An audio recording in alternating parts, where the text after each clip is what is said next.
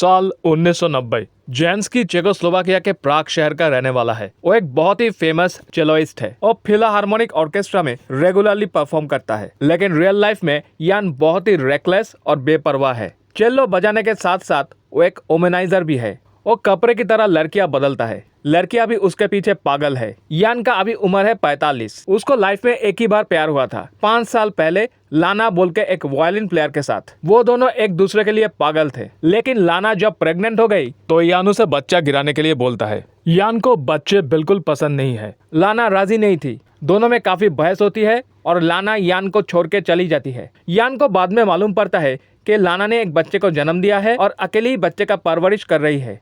यान ने कभी लाना से कांटेक्ट करने की कोशिश भी नहीं की। उसका लाइफ में एक के बाद एक लड़की आती गई और कुछ ही दिनों में वो सब कुछ भूल गया। लेकिन इस लड़कीबाजी के चक्कर में वो कॉन्सर्ट में लेट होने लगा, प्रैक्टिस स्किप करने लगा। काफी बार वार्निंग मिलने के बाद भी वो जब अपना लाइफस्टाइल चेंज नहीं किया तो उसे फिलाहार्मोनिक ऑर्केस्ट्रा से निकाल दिया गया। ये उसके सम्मान के लिए काफी हानिकारक था, लेकिन उसे कोई फर्क नहीं पड़ा क्योंकि यान काफी पॉपुलर था। उसे आसानी से काम मिल जाता है। बड़े होटल के बॉलरूम में, शादी में वो चेलो बजाता है और उससे उसका आराम से गुजारा हो जाता है और वो अपनी मर्जी से जीता है। लड़कियां छोड़ के उसके लाइफ में और कोई एम नहीं है। इसी दौरान एक दिन रात को लाना की फोन आती है। यान हैरान हो जाता है उसकी वॉइस सुन के। लाना उसे साफ साफ बताती है कि वो कल सुबह 1 महीने के लिए जर्मनी जा रही है म्यूजिक कॉन्सर्ट में और कोलिया यानी यान और लाना के 4 साल के बेटे को यान के पास 1 महीने के लिए रखना चाहती है। यान सीधा सीधा मना कर देता है, लेकिन लाना अब सुनने वाली नहीं थी और उसके पास यानी लास्ट ऑप्शन था कोलिया को रखने के लिए। अपनी 5 साल की जमा हुआ गुस्सा वो यान के ऊपर पूरा निकालती है। यान कुछ नहीं बोल सका क्योंकि अंदर ही अंदर वो बहुत ही गिल्ट फील करता था। बाकी रात वो सो नहीं सका। सुबह होते ही लाना कोलिया को लेकर यान के पास आती है। लाना यान को बोलती है यान ने कभी भी अपनी जिम्मेदारी उठाने की हिम्मत ही नहीं की। यह सिर्फ 1 महीने की बात है। 1 महीने के बाद वो कोलिया को लेकर जर्मनी में परमानेंटली शिफ्ट हो जाएगी। लाना चली जाती है। अपनी 4 साल की बेटे से यान पहली बार मिलता है और कोलिया भी अपनी बाबा को देख के काफी हैरान है। कोलिया जब उसे डैडी बुलाता है वो ऑकवर्ड फील करता है। उसके अंदर कोई फादर वाली फीलिंग ही नहीं है। अपने 4 साल के बेटे को कैसे संभाले ये सोचकर वो परेशान है। कभी वो सोफे के ऊपर पोटी कर देता है और यान को उसको रात को नहलाना पड़ता है। रात में यान को उसके कपड़े धोना पड़ता है और कभी कोलिया माँ के पास जाने के लिए जिद करता है। पूरा घर तहस नहस कर देता है। यान की अभी दिन की चैन और रातों की नींद उड़ चुकी थी। वो जब भी कोई फीमेल फ्रेंड को घर में बुलाता है तब भी कोलिया आके डिस्टर्ब करता है। पूछता है मम्मी वापस आ गई क्या। सिर्फ एक ही टाइम कोलिया बिल्कुल शांत हो जाता है जब यान चेलो बजाता है। वो चुपचाप घंटों बैठ के सुनता है। खत्म होने के बाद ताली बजाता है और यान को बोलता है ये म्यूजिक मम्मा की तरह स्वीट है। यान सुन के भावुक हो जाता है। कोलिया की म्यूजिक से प्यार देख के यान का दिल अभी पिघलने लगा है। कोलिया के लिए उसको सब काम से 1 महीने के लिए छुट्टी लेना पड़ा क्योंकि उसे वो अकेला घर में नहीं छोड़ सकता।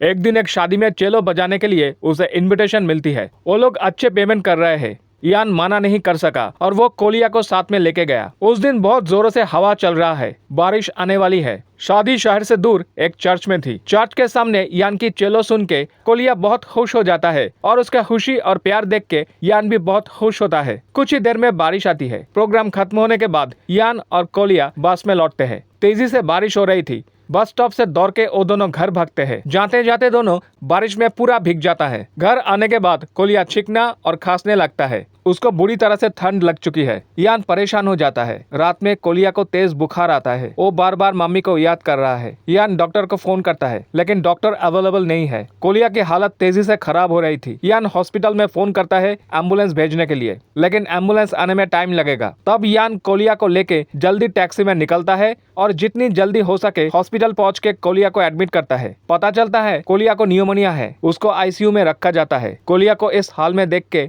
यान का दिल टूट जाता है। उसको बहुत गिल्ट फीलिंग होता है। उसके अंदर के पिता अब धीरे धीरे जाग रहा था और वो जो ईश्वर को छोड़ दिया था फिर चर्च में जाकर जेसस के सामने चेलो बजाता है। अपने बेटे के लिए मन ही मन में प्रे करता है। 2 दिन बाद कोलिया का होश आता है और वो धीरे धीरे स्वस्थ हो जाता है। कोलिया मम्मी को ढूंढ रहा है। यान को देख के डैडी बोल के गले मिलता है और तब यान को फील होता है कि इससे ज्यादा खुशी उसे जिंदगी में कभी नहीं मिली। यान कोलिया को घर लेके जाता है। दोनों की बॉन्डिंग और स्ट्रॉन्ग होता है। यान कोलिया को लेके वीकेंड पे कंट्री साइड घूमने जाता है। कोलिया बहुत खुश है। यान अभी पूरी तरह से बाप बन चुका था। उसे एक अजीब खुशी मिलती है। लास्ट टाइम वो इतना खुश था जब वो लाना के साथ था। उसको कोलिया का साथ और ये नई रिस्पॉन्सिबिलिटी बहुत पसंद आती है। 1 महीने के बाद ऐसे ही एक सुबह लाना लौटती है। यान अचानक उसे देख के घबरा जाता है और मायूस हो जाता है। उसे पता है लाना अब कोलिया को लेके जाएगी। कोलिया मम्मी से मिलकर बहुत खुश है। लाना बताती है वो कोलिया को लेकर जर्मनी जा रही है। उसकी बॉयफ्रेंड हेनरी कोलिया को अडॉप्ट करना चाहता है। मासूम कोलिया पूछता है डैडी भी साथ में जाएगा ना? लाना बताती है तुम्हारा डैडी हमेशा से ही बहुत बिजी थे, इसलिए कभी तुम्हें देखने ही नहीं आए। लाना फिर यान को बताती है देखो इसे कहते हैं अटैचमेंट, जो तुम्हें कभी किसी के साथ नहीं हुई। तुमने कोलिया को जन्म लेने से पहले ही छोड़ दिया था, पर ये तुम्हें छोड़ना नहीं चाहता है। यान कुछ नहीं कह सका क्योंकि यह सच था। बाहर आके वो लोग टैक्सी के लिए वेट करता है। यान का दिल टूट रहा था। लाना बोलती है वो एड्रेस भेजेगी। यान चाहे तो कोलिया से मिलने के लिए आ सकता है। कोलिया यान से गले मिलता है और जोर से पकड़ता है। यान का दिल भी उसे छोड़ना नहीं चाह रहा था। आखिरकार कोलिया चला जाता है उसके मम्मी के साथ। यान को तब फील होता है कि कोलिया उसका कलीजे का एक टुकड़ा था जो अब उसके पास नहीं है। वो घर में आकर अकेला विंडो के सामने बैठता है। वो पूरी तरह से टूट चुका था। उसको कोलिया की याद आती है, कैसे कोलिया विंडो के सामने बैठा रहता था और यान की चेलो सुनता था और फिर यान चेलो बजाता है कोलिया की याद में। कोलिया की स्माइल उसे याद आती है। वो समझ गया था कोलिया को फिर कैसे मिल सकता है। अपनी बेटे से मिलने के लिए वो अपनी लाइफस्टाइल बदलता है और फिर एक बार उसे फिलहार्मोनिक ऑर्केस्ट्रा में चांस मिलता है। यान ने ठान लिया था नेक्स्ट वो जब कोलिया से मिलने जाएगा जर्मनी में तो कोलिया उसे ऐसे एक कॉन्सर्ट में देखेगा और उसे अपनी पिता पर नाज होगा।